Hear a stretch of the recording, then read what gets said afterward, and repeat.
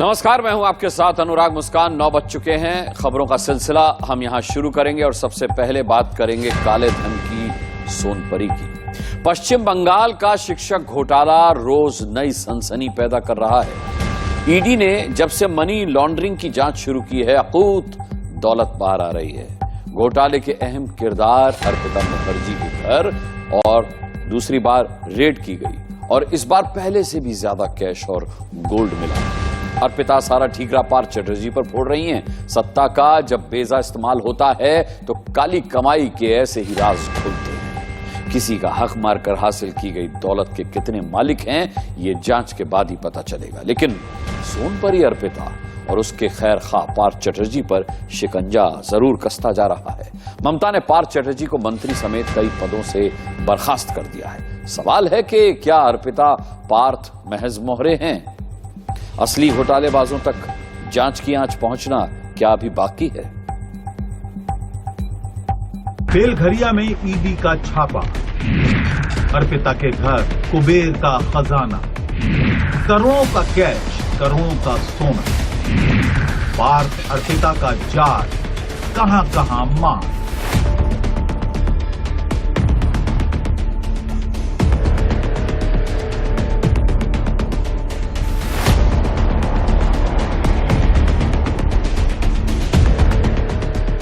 भ्रष्टाचार का कमाल देखिए, ये अकूत दौलत देखिए,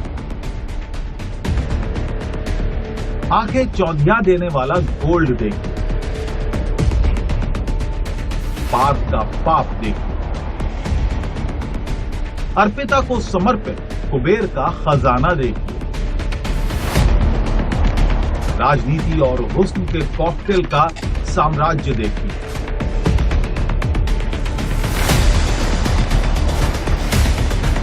ये काली कमाई पश्चिम बंगाल के शिक्षक भर्ती घोटाले की है। ममता के मंत्री पार्थ की करीबी अर्पिता मुखर्जी के घर से जो अकूत दौलत निकल रही है, उससे पूरा देश सन्न है।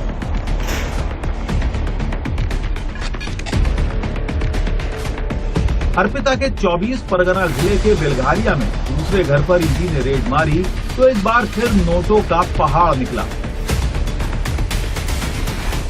सोने की खान निकली।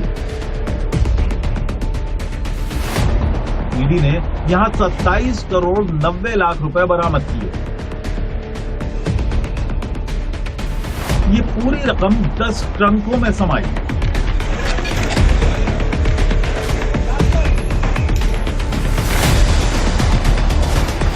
$5 किलो गोल्ड भी जब्त किया गया। अर्पिता मुखर्जी के आवास से अब तक कुल 40 करोड़ से ज्यादा की रकम बरामद हो चुकी है। ईडी की तरफ से अर्पिता मुखर्जी का बेलघरिया में जो फ्लैट है, उस फ्लैट में छापा मारा गया है। उस छापा में 27 करोड़ 90 लाख कैश बरामद हुआ है। उसके साथ 4 करोड़ के ऊपर गोल्ड भी रिकवर किया है एनफोर्समेंट डायरेक्टरेट ने। ईडी का सूत्र मार्फत जो खबर है कि उस घर में अर्पिता मुखर्जी का जो फ्लैट, उस फ्लैट से बरामद हुआ है अर्पिता मुखर्जी और पार्थ चटर्जी का कुछ प्रॉपर्टी का डॉक्यूमेंट्स भी। अधिकारियों के मुताबिक अर्पिता के घर से 2000 और 500 के नोटों के बंडल मिले। 2000 रुपए के नोटों के 50 लाख रुपए के बंडल बरामद हुए। 500 रुपए के नोटों से 20 लाख रुपए के बंडल बनाए गए थे। 4 करोड़ 31 लाख रुपए का सोना भी मिला। इनमें 1-1 किलो की 3 सोने की ईंटें भी हैं। 6 कंगन और 1 सोने का पेन मिला है। ईडी ने यहां कल रेड मारी थी जो आज सुबह खत्म हुई। अब तक अर्पिता के दोनों घरों पर 44 घंटे की रेड हुई है, जिनमें करीब 50 करोड़ कैश और बड़ी मात्रा में गोल्ड रिकवर किया जा चुका है। ईडी ने अर्पिता के बेलघरिया टाउन स्थित 2 फ्लैट्स में से एक को सील कर दिया है। एक फ्लैट के आगे सोसाइटी का नोटिस भी चस्पा है। इसमें लिखा गया है कि अर्पिता ने मेंटेनेंस के 11,819 रुपए नहीं चुकाए हैं। कैश के बारे में पूछे जाने पर अर्पिता ने बताया कि ये सारे रुपए पार्थ चटर्जी के हैं। उन्होंने कहा कि पार्थ इस घर का इस्तेमाल रुपए रखने के लिए करते थे। मुझे अंदाजा नहीं था कि घर में इतना सारा कैश रखा होगा। अर्पिता के घर से बरामद हुए कैश और गोल्ड को 10 बक्सों में भरकर ले जाया गया।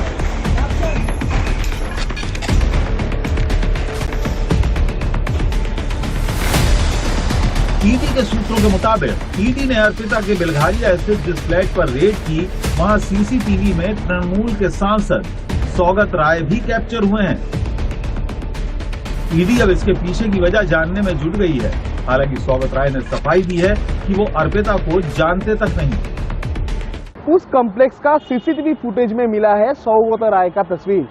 सौगत राय को दिखा गया है उस कॉम्प्लेक्स में आने जाने का टाइम में। ईडी का सूत्र मार्फत जो खबर है, सौगत राय उस कॉम्प्लेक्स में क्यों आता था उस बारे में भी जांच कर रहे हैं एनफोर्समेंट डायरेक्टरेट। मगर सौगत राय ने कहा है कि उसी कॉम्प्लेक्स का 2 नंबर ब्लॉक में उसका ऑफिस है, इसी वजह से वो उधर जाते थे। ईडी की कार्रवाई जैसे जैसे आगे बढ़ रही है, शिक्षक भर्ती घोटाले में नए नए खुलासे हो रहे हैं। ईडी के रडार पर अब सांसद, एमएलए और पार्षद भी हैं। ईडी के नजर में है बहुत सारे एमपी, एमएलए और काउंसिलर। ईडी का सूत्र मार्फत जो खबर मिल रहा है कि पार्थ चटर्जी जिस जगह का एमएलए है, उस जगह का 2-3 काउंसिलर ईडी का रडार में है। ईडी का सूत्र मार्फत जो खबर है, जो 2 टेक्सटाइल कंपनी का नाम सामने आया था बांग्लादेश लिंक में, वो टेक्सटाइल कंपनी को नोटिस भेजने का तैयारी ईडी की तरफ से किया जा रहा है। कलकत्ता हाई कोर्ट के निर्देश पर सीबीआई सरकारी सहायता प्राप्त स्कूलों में समूह ग और घ वर्ग के कर्मचारियों और शिक्षकों की भर्ती में हुई कथित अनियमितता की जांच कर रही है। वहीं ईडी घोटाले में मनी लॉन्ड्रिंग की जांच कर रहा है। जिस समय कथित घोटाला हुआ, उस वक्त पार्थ चटर्जी राज्य के शिक्षा मंत्री थे। इस समय अर्पिता मुखर्जी और पार्थ ईडी की कस्टडी में है। Bureau report, India news.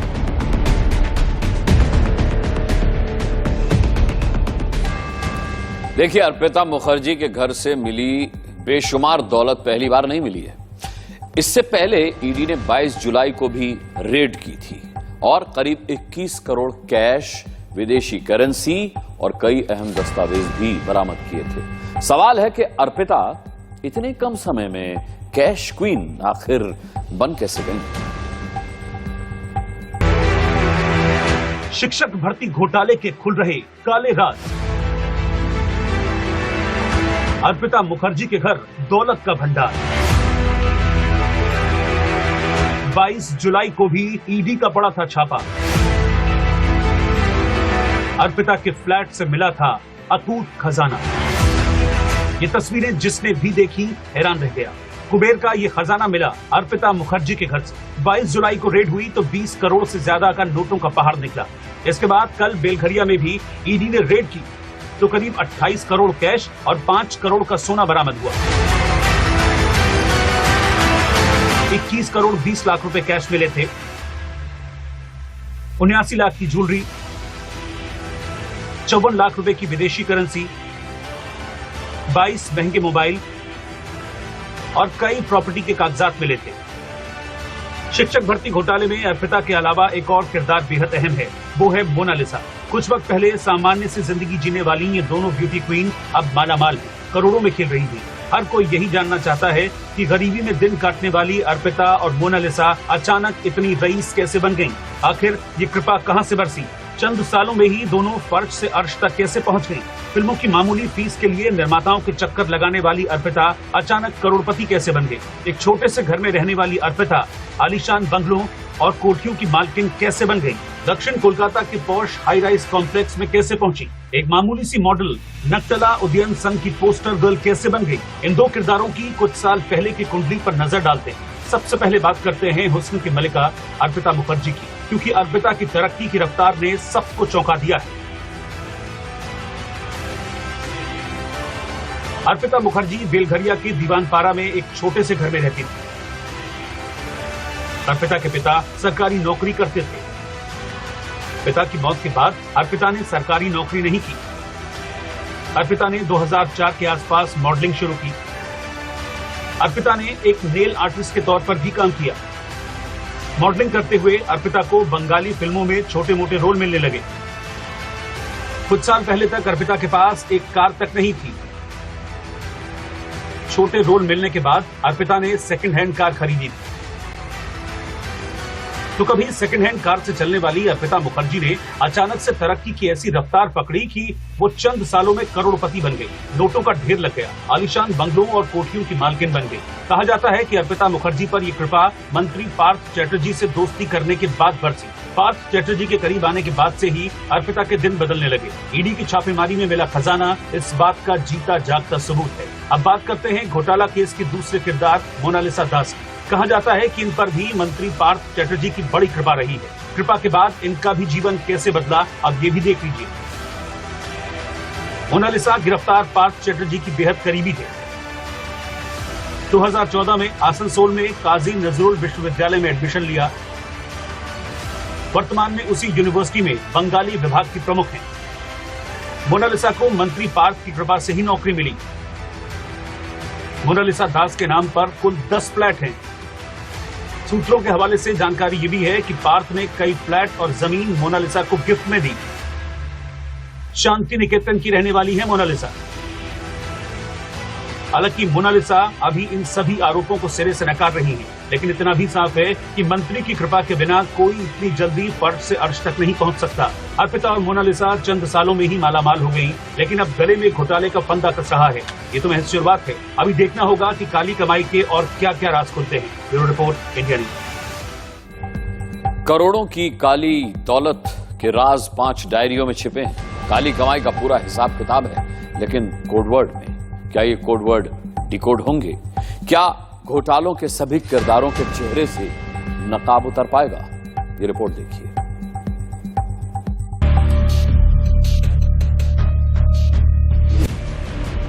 करोड़ों की काली दौलत, 5 डायरियों में काली दौलत के राज। डायरियों में करप्शन के कोड वर्ड। कोड वर्ड होंगे डिकोड। खुलेंगे काली कमाई के सीक्रेट। काली कमाई के खजाने नोट उगल रहे हैं। नोटों के साथ चमचमाता सोना गवाही दे रहा है लूट का साम्राज्य कितना बड़ा है। नोटों और सोने के साथ वो दस्तावेज भी हैं जिनमें काली कमाई का हिसाब किताब दर्ज है।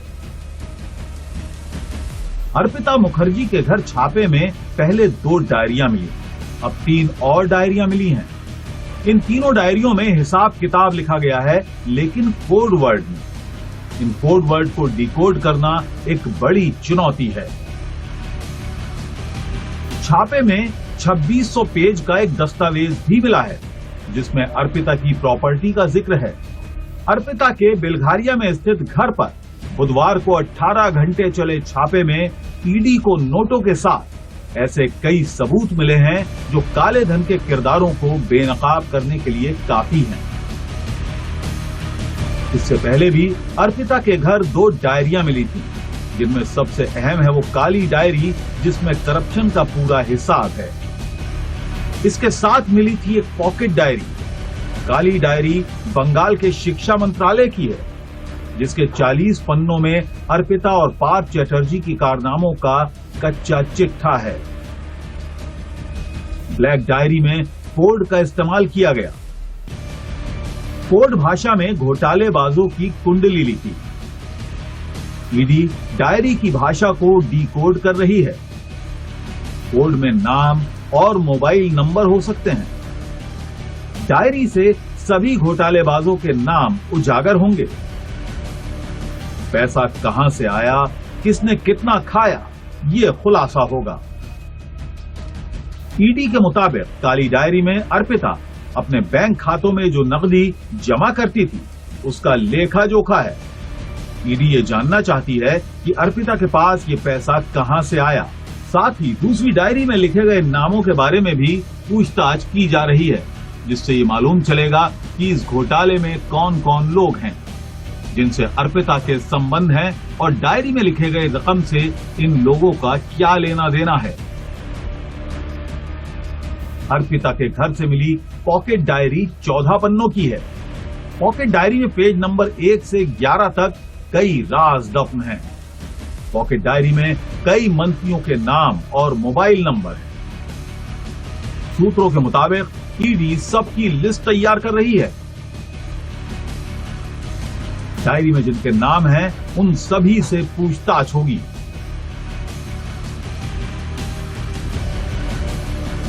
डायरी में करोड़ों की बेनामी संपत्ति की जानकारी भी है। ईडी के सूत्रों की माने तो इस पूरे खेल में कोई तीसरा भी इन्वॉल्व है। इन डायरियों में कुछ कोर्ट्स की एंट्री की लिखावट पार्थ चटर्जी या अर्पिता मुखर्जी से मेल नहीं खाती है। इतना ही नहीं, पार्थ चटर्जी और अर्पिता मुखर्जी के मोबाइल फोन के कॉल हिस्ट्री की जांच की गई तो एक नंबर ऐसा मिला जिस पर नियमित रूप से कॉल की जा रही थी। डायरियों में पैसे लेकर शिक्षकों की अवैध नियुक्तियों का भी जिक्र है। छापों में ग्रुप डी के एडमिट कार्ड का मिलना भी घोटाले के सबूत दे रहा है। ईडी को उम्मीद है कि इस डायरी से कुछ नए घोटालों का पता चलेगा। इन डायरियों में क्या क्या काले राज छिपे हैं इसको फिलहाल डिकोड किया जा रहा है। इसके लिए 2 सदस्यीय टीम भी बनाई गई है। 5 अगस्त तक डायरियों को डिकोड करना है ताकि अर्पिता और पार्थ से इनके बारे में पूछताछ की जा सके। अब तक की जांच के दौरान ईडी को इनकी विदेशी यात्राओं के बारे में भी जानकारी मिली है। पूछताछ के दौरान इन दोनों के पासपोर्ट के आधार पर भी पूछताछ की जाएगी। साथ ही अर्पिता से पूछा जाएगा कि विदेश जाने के लिए वो रकम कहां से लाई थी। छापे में एक ऐसी डीड के दस्तावेज मिले हैं जिससे पता चलता है कि पार्थ चटर्जी और अर्पिता मुखर्जी दोनों के जॉइंट नाम से संपत्ति खरीदी गई थी।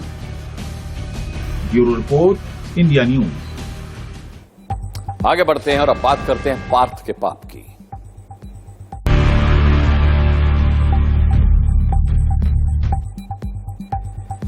देखिए, शिक्षक घोटाला सामने आया। हाईकोर्ट ने सीबीआई को जांच का आदेश दिया और घोटाले में काले धन की जांच के लिए ईडी भी जुट गई। ममता के कद्दावर मंत्री पार्थ चटर्जी को गिरफ्तार कर लिया गया। सियासत तेज हुई, ईडी पर सवाल उठे, लेकिन जब काले सीक्रेट डिकोड होने लगे, परत दर परत राज खुलने लगे, ममता चौतरफा घिर गईं, विपक्ष ने घेर लिया, पार्टी में भी आवाज उठी तो ममता ने पार्थ को मंत्री पद से बर्खास्त कर दिया।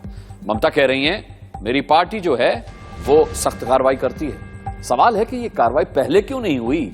आखिर इतना बड़ा घोटाला हो गया, क्या इस पूरे घोटाले से ममता अनजान थी? क्या ये पाप सिर्फ पार्थ का ही है?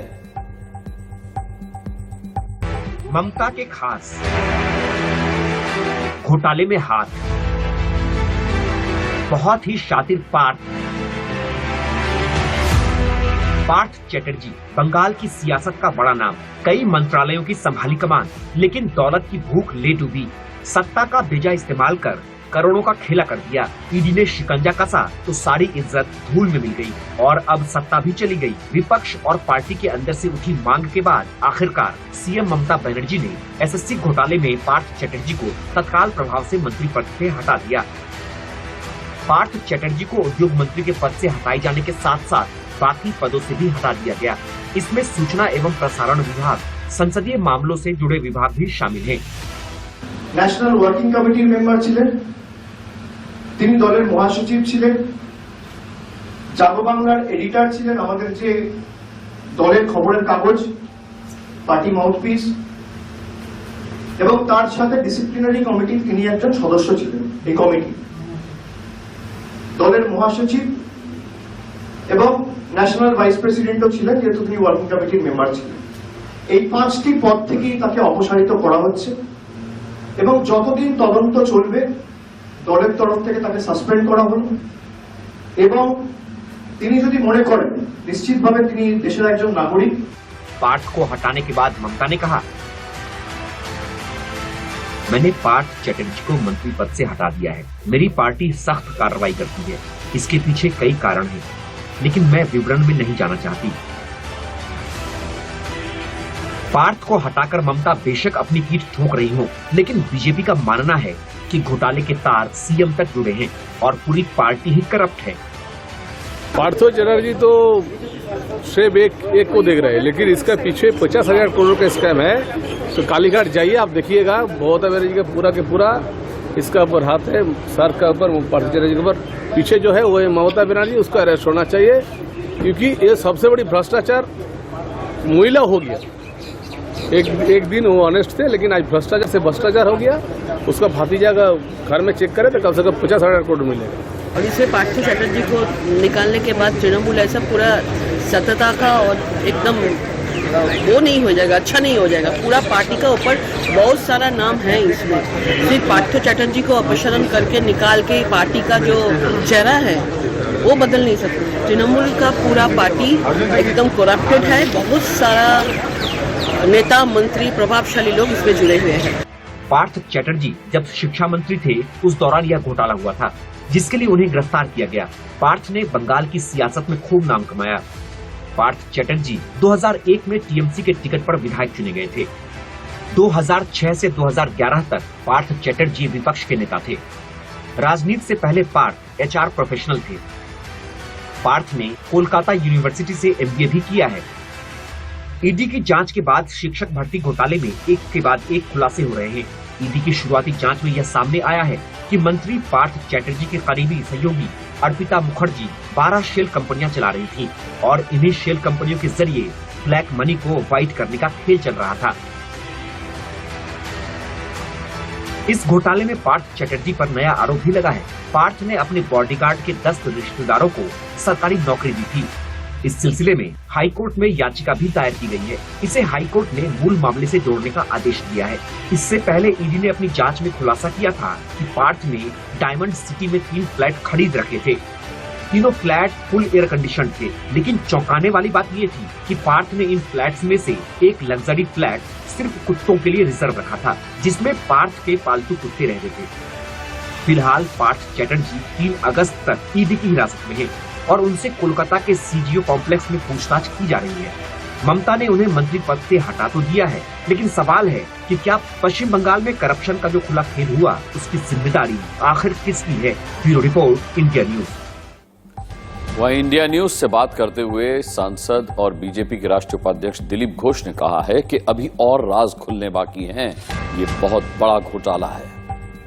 में हम देख रहे हैं कि किस तरह से एनफोर्समेंट डायरेक्टोरेट की ओर से रेड्स लगातार चल रहे हैं और कई बड़े खुलासे बाहर आ रहे हैं। फिर क्यों ना पार्थ चटर्जी हो या उनकी क्लोज एड अपर्णा के घर से जिस तरह से 27 करोड़ कल रात को निकले, कहीं ना कहीं 10 घंटे लगे इन पैसों को गिनने में, और इससे खुलासा होता है कि कितना बड़ा स्कैम है।